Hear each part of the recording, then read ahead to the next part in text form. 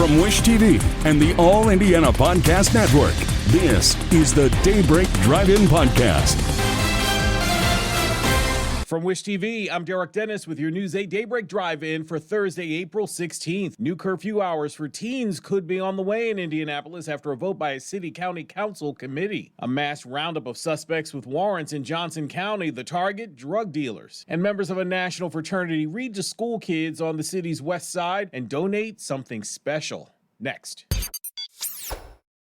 Don't let high golf rates drive you out of bounds. Save big with the Wish TV Great Golf Club card. Central Indiana's largest golf club card membership is back for the 8th season with more courses than ever before. Save over 75% on tee times at 27 Central Indiana golf courses. All you need is the Wish TV Great Golf Club card. Cards are valid for the entire 2026 golf season. Great courses, great savings. Score your Great Golf Club card today.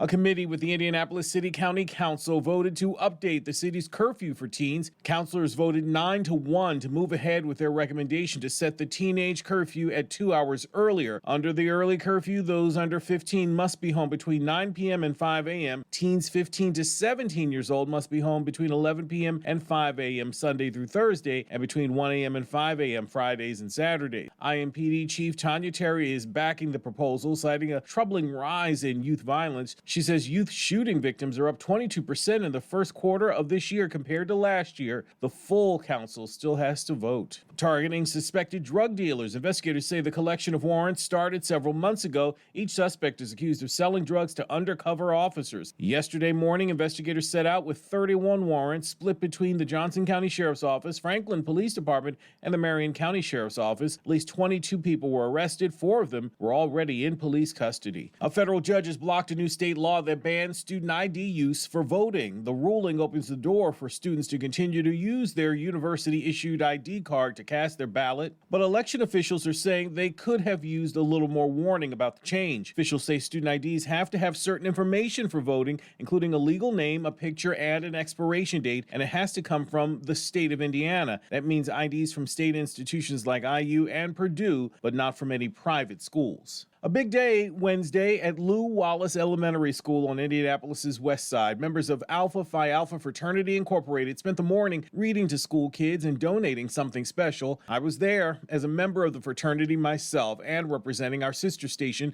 WRTV 6 News, reading to a class of first graders. Outside the school, the Indianapolis chapter of the fraternity helped to donate a permanent engraved bench at the entrance. Organizers, including Franklin Stacy Jr., the fraternity's Midwestern Regional Vice President, say the students deserve the gift. He hopes they'll use the bench as a place to read and study hard. The fraternity's Read to Succeed event was part of the organization's week-long Midwestern Regional Conference happening at the JW Marriott downtown. In your News 8 Sports, just over a week away from the start of the NFL draft, but the Colts don't have a first-round pick after last season's trade for Sauce Gardner.